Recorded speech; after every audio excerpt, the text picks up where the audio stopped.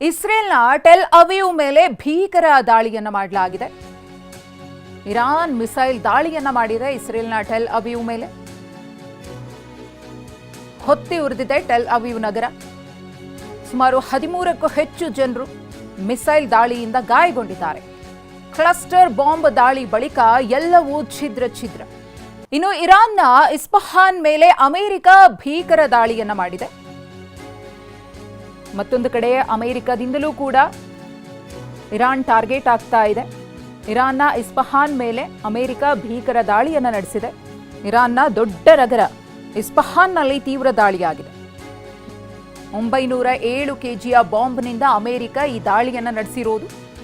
Bunker buster ಬಾಂಬ್ನಿಂದ Isfahan ಮೇಲೆ ದಾಳಿಯಾಗಿದೆ. 23 ಲಕ್ಷ ಜನಸಂಖ್ಯೆ ಇರುವಂತಹ ಇಸ್ಫಹಾನ್ ನಗರ. ಸದ್ಯಕ್ಕೆ ಇರಾನ್ ಮತ್ತು ಇಸ್ರೇಲ್ನ ಯುದ್ಧದ ಭೀಕರತೆ ಹೇಗಾಗ್ತಾ ಇದೆ ಅನ್ನೋದನ್ನ ಗಮನಿಸ್ತಾ ಇದ್ದೀವಿ. ಇನ್ನೊಂದು ಕಡೆ ಇಸ್ಫಹಾನ್ ಮೇಲೆ ಭೀಕರ ದಾಳಿಯನ್ನ ಮಾಡಲಾಗಿದೆ. ಇರಾನ್ನ ರಾಜಧಾನಿ ಟೆಹರಾನ್ನ ದಕ್ಷಿಣಕ್ಕೆ ಇರುವಂತಹ ಇಸ್ಫಹಾನ್ ಇದು. ಇರಾನ್ನ ಅಣ್ವಸ್ತ್ರ ತಯಾರಿಕೆಯ ಕೇಂದ್ರ ಬಿಂದು ಇಸ್ಫಹಾನ್. ಇರಾನ್ನ ಬದ್ರ್ ಮಿಲಿಟರಿ ವಾಯುನೆಲೆಯಾಗಿರುವಂತಹ ಇಸ್ಫಹಾನ್ ಶಸ್ತ್ರಾಸ್ತ್ರ ಕೈಗಾರಿಕೆ NFRPCಯನ್ನು ಹೊಂದಿರುವಂತಹ ಇಸ್ಫಹಾನ್ ಮೇಲೆ ಭೀಕರ ದಾಳಿಯನ್ನ ನಡೆಸಲಾಗಿದೆ.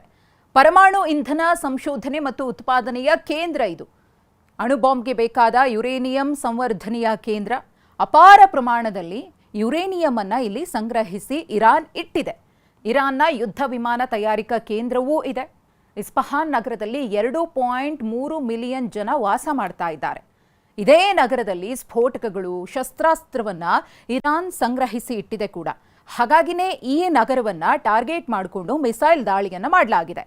ಕಳೆದ ಬಾರಿ ಇದೇ ಇಸ್ಫಹಾನ್ ಮೇಲೆ ಅಮೆರಿಕ ದಾಳಿ ಮಾಡಿತ್ತು. ಈ ಬಾರಿಯೂ ಕೂಡ ಬರೋಬ್ಬರಿ 907 ಕೆಜಿ ಬಾಂಬ್ ಅನ್ನು ಬಳಸಿ ಇಸ್ಫಹಾನ್ ಅನ್ನ ಉಡಾಯಿಸುವಂತಹ ಕೆಲಸವನ್ನ ಅಮೆರಿಕ ಮಾಡಿದೆ.